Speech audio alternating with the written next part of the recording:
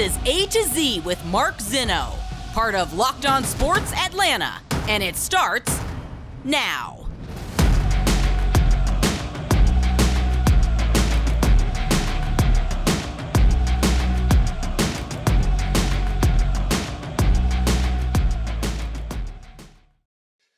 Good afternoon. Welcome to A to Z here on Locked On Sports Atlanta, where today I tell you got exactly what you needed. Welcome in. We are live here on this Thursday. Appreciate you guys joining us. Give us a follow on Twitter at Locked On ATL. Of course, I'm at Mark Zinno, MarkZinno. A lot to do today. We'll recap the Braves from last night. Is Georgia doing some self-correcting? Plus, stats be damned, says Arthur Smith. We'll get to that as well. An explosive, we'll call it, report on the NFL from one of the best in the biz. We'll do all that coming up here on A to Z. Of course, we have to start with the Atlanta Braves last night. Kyle Wright does exactly what you wanted him to do, what you needed him to do. 6 innings, 2 hits, 1 walk, 6 strikeouts, and 83 pitches after what was a lengthy rain delay. Both the teams are pretty adamant about playing that game last night and not having to play a day game today on Thursday, given the situation, then travel immediately to Philadelphia. So it worked out in everybody's best interest, except for those TV executives who thought they were getting this game at 4 o'clock, not against the Dodgers game coming up at 7 o'clock. So there is that. Anyway, you know, it was the kind of classic baseball playoff game that you wanted. One of your best pitchers gives you a great outing exactly when you needed it. You got all the timely defense that you needed. You took advantage of the one situation that you could have late in the game to take a lead, and you didn't blow it. That's how good playoff games are won. You got to give credit to Zach Wheeler. He dueled his tail off, pitch for pitch with Kyle Wright for the entire 6 innings until they got to the 7th, or until they got to the 5 innings, rather, until they got to the 6th. You know, they get 2 outs, and what's the opening that you get? Acuna gets hit by a pitch. Swanson walks. Boom. Base hit from Olsen, key clutch single. Remember those people who wanted him dropped in the order? Yeah, I do. You don't do that. Thanks, folks. But anyway, so you get that key single. They take the 1-0 lead. They pad 2 more, and they never really had to look back. But all that happened with 2 outs. And the same thing that the Phillies were able to take advantage of in Game 1 with those clutch 2-out hits is exactly what happened for the Braves the other night. There was really not any other situation other than the Phillies in the top of the 2nd where they had Bryce Harper at 3rd with less than 2 outs and Fried gets out of it.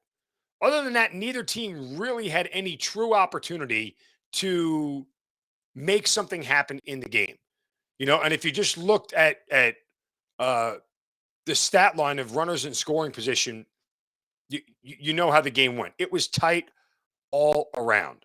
The Phillies only went 0 for 3 because they only had two of those chances were with Harper on 3rd, and there was another one later in the game, I think. But other than that, the Braves went 3 for 4 runners in scoring position, and you get what you get, right? I mean, that's what this all boils down to. The old adage, 2-out base hits win World Series, holds true, and that's how the Braves got this season evened at 1 game apiece.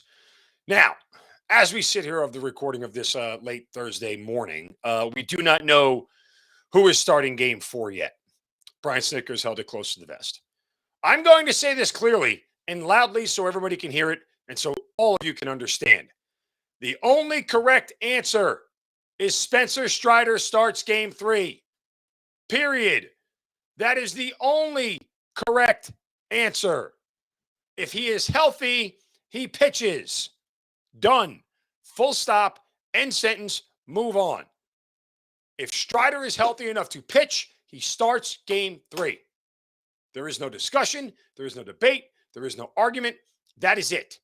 There is literally zero reason to start him in Game 4 if he is healthy enough to pitch.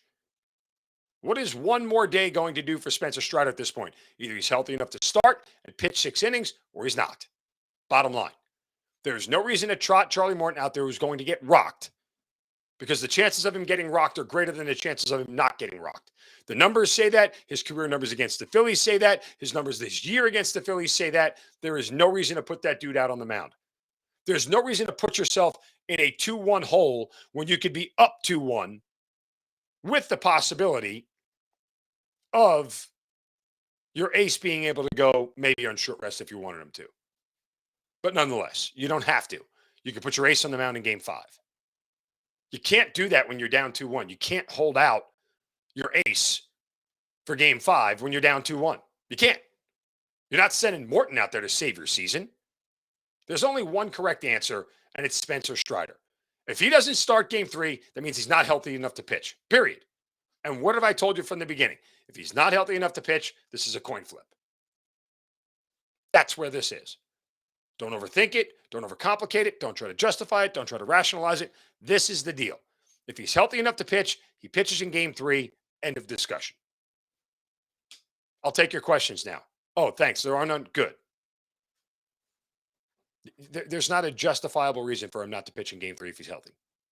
Not out of the bullpen. Not coming in relief. Nope. Starter. Game 3. You take a 2-1 lead when he starts. Done.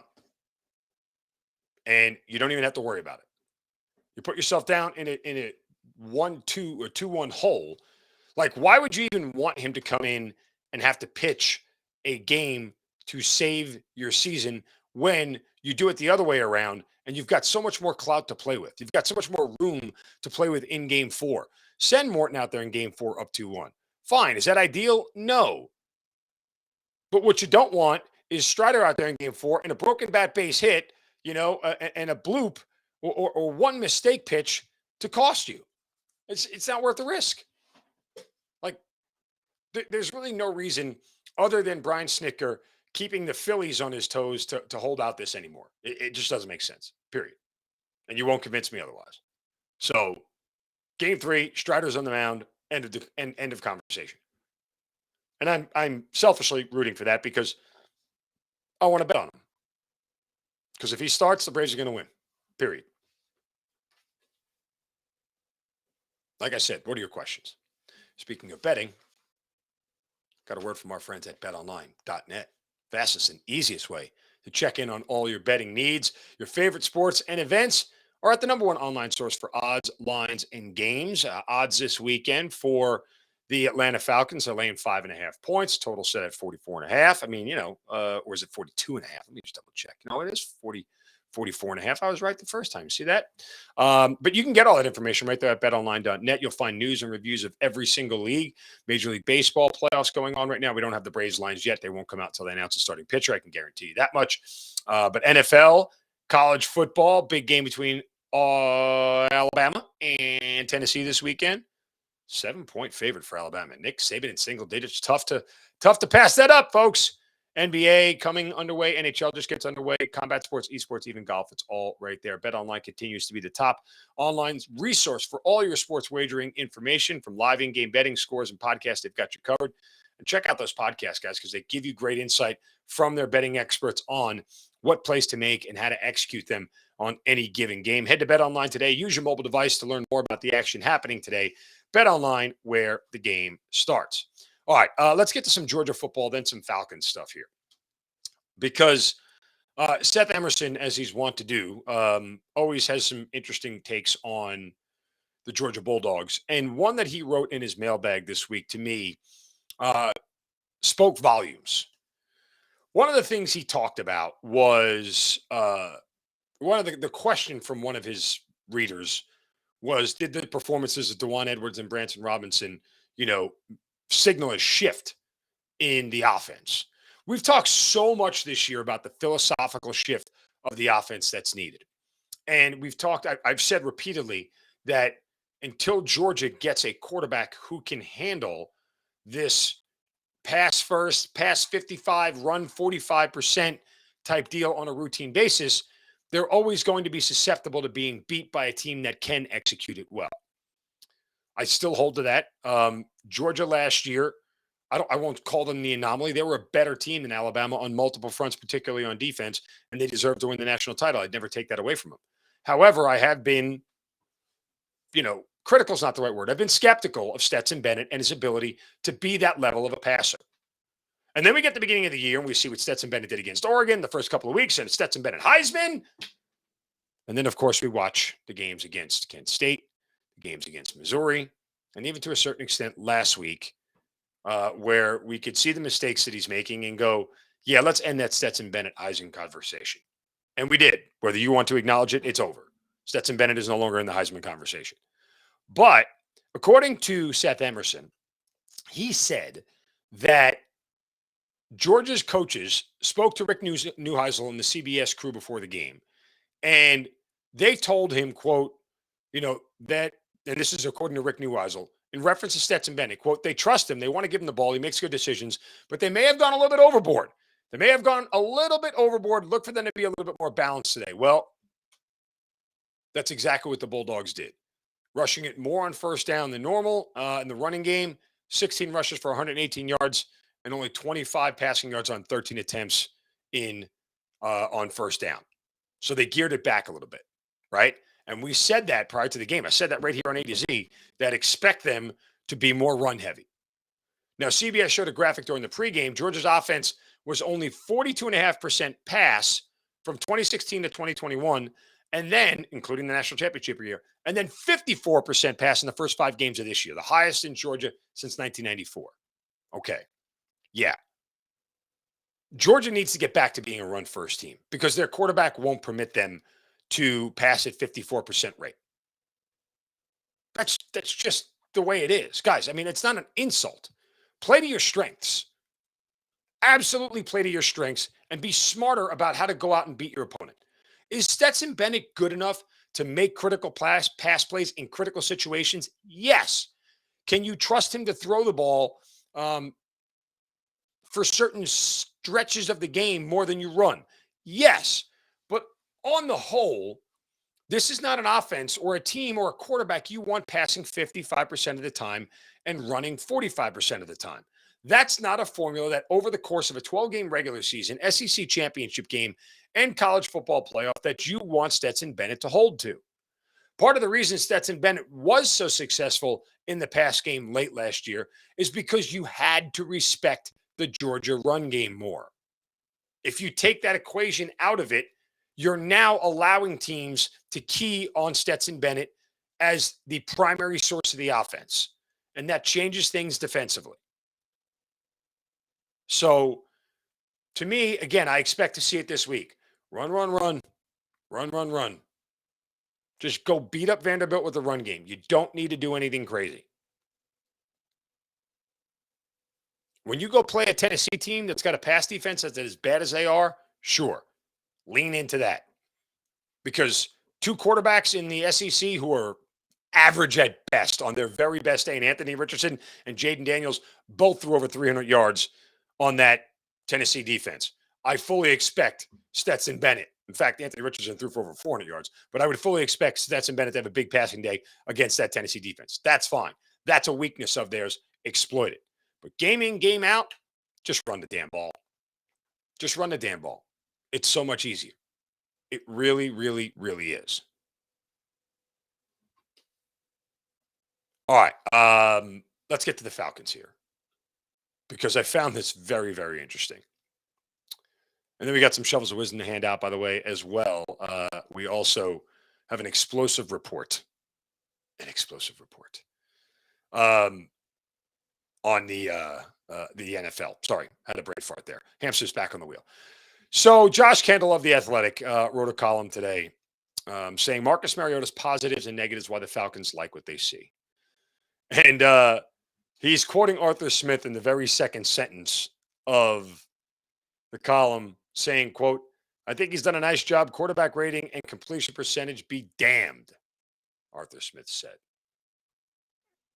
I asked him about this, and that was a quote in direct response to my question about the passing numbers and where they are.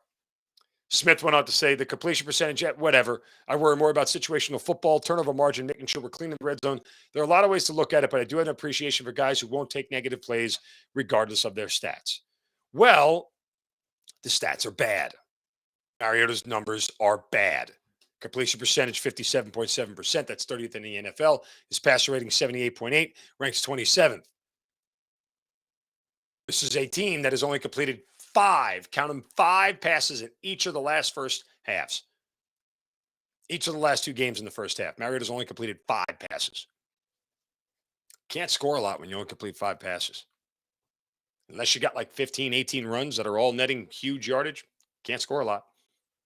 Means you don't have long sustained drives when you only complete 5 passes. You just don't. Josh Allen completes 5 passes on his first drive. Marcus Mariota barely completes 5 passes in the entire first half. I'm not suggesting that Marcus Mariota should be Josh Allen. What I'm really saying is you got to be better in the pass game. And Arthur Smith can say this. And to an extent, he's right. To an extent, stats be damned. We're competitive. We're in football games. Our quarterback isn't hurting us as much as he is helping us. Who cares what the numbers say? Sure. Talk to me in 3 more weeks when the numbers are the same and the L's are piling up a little more, because winning like this is not sustainable. That's not me making that up. That's the NFL today. You're not going to win more than you lose with a quarterback who only completes 57% of his passes and has a 78 quarterback rating. You're going to lose more. Because games in the NFL are usually decided by 3 or 4 points. And those 3 or 4 points are usually decided by 3 or 4 plays that ultimately decide a game. Can you rely on your quarterback to make more of those 3 or 4 plays than miss them? Right now, the answer with Mariota is no. You can't. Is he helping them running the ball on 3rd down and converting 3rd down, plays at times? Yes. But it's a different conversation when it's the second quarter of a game and, you're up 10-7. And it's a big difference in the 3rd quarter of a game or the 4th quarter of a game, especially the 4th quarter, when you're trailing 24-20 and need a touchdown. Huge difference. Those are not the same situations. They're played different offensively. They're played different defensively. Everything changes. So, that said, you could sit here and tell me all you want. Stats be damned. Completion percentage be damned. All those things. Secretly behind closed doors, it has to get better. That's number 1. Number 2, if you were losing games, you wouldn't be saying stats be damned. You'd be saying we need to get better in that area. Or you'd be doing things to fix it. Again, guys, not knocking Arthur Smith. Not knocking Arthur Smith. Okay? You guys know, if you've listened to this show enough or you follow me on Twitter, I think the world of the guy as a coach. He's as sharp as a tack, smart as hell, one of the most creative play callers in the league. And he's not even getting credit for it yet. He will, but not yet. So this isn't a knock on him. It's just the reality of the situation. And I'm sure Arthur Smith is smart enough to understand that. He can only play with the pieces that he's given, and he has to lean into what Mariota does well. And leaning into what Mariota does well is not throw as often as you'd like. That's the answer. That's why he only completes 5 passes. I tell you again, I'll say it, and I'll say it tomorrow on our Football Friday. Worried about this game on Sunday. I think this could be one of the games where the Falcons get blown out. Mostly because that defense is going to suffocate every ounce of this offense. Unless the Falcons can really get sustained running, get a sustained running game and have rushing yards pile up, I worry a lot about it. Might see a lot of 3 and outs. You're starting to see 2nd and long a lot. It's going to be problematic. Watch what happens on 1st down. Watch how they try to move the ball. It could be ugly, a bloodbath even. So there is that. All right, we will dive more into that tomorrow on a Football Friday. Before we get to an explosive report on the NFL, time for Shovel of Wisdom. Brace yourselves, because it's time for the Shovel of Wisdom.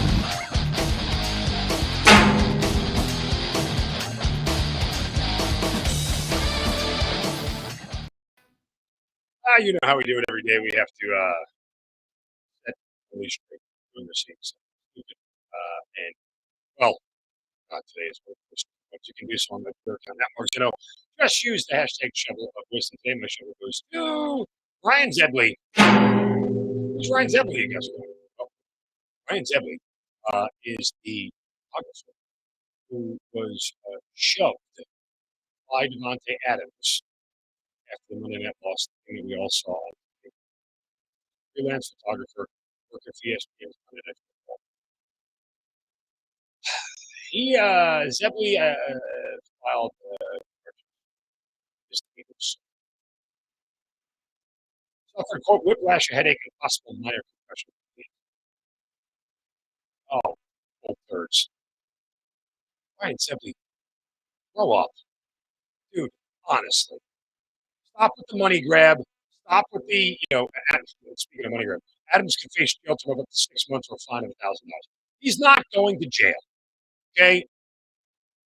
If you want your $1,000, Ryan Zebley, I'll give it to you for Devontae Adams at a sheer principle. I mean, this is so stupid, man. Did you deserve to be pushed over? No. Now, there's an argument you shouldn't have been there. And security on the field did a bad job because, guys, laugh if you want, for 8 years of being a cheerleader on the sidelines of an NFL game, every time players are walking on and off the field, guess what? The area is roped off. Nobody cuts in front of them. Nobody's allowed to cut in front of them. Security prevents them from doing so.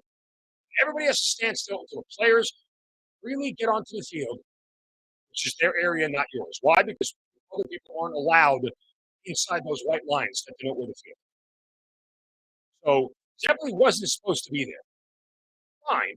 Doesn't mean he deserves to be pushed over. Stop with the lawsuit stuff, bro. Honestly. Give it a rest. Grow up. And you're not hurt. I'll say it. I'll flat out say it. You're not hurt. You're not. Whiplash. Break. Like you said, you're flying 15 feet. I mean, stop. I don't even have tolerance for stuff like this. I'd love to see the doctor's report about how much whiplash he had. Anyway, yes, I mean an insensitive and callous to others. That's fine. Okay with that. On me, you're you. Okay. Speaking of being mean and insensitive, there was an explosive report during the chuckle when I tell you this about explosive report on ESPN.com about Washington Commanders owner Daniel Snyder. Let's see. Yeah. It was done by Don Donata, Seth Wickersham, who are two, and Tisha Thompson. I don't know who Tisha is. Sorry. Um, but I've never known Don Donata uh, and Seth Wickersham to ever write an investigative piece of journalism that isn't thoroughly researched and vetted. However, I will say this much, and I tweeted them out and said the same thing, that this whole report is loaded. Loaded. In fact, it's 100% of anonymous quotes. The only people who went on the record with their name to say anything were lawyers. Duh.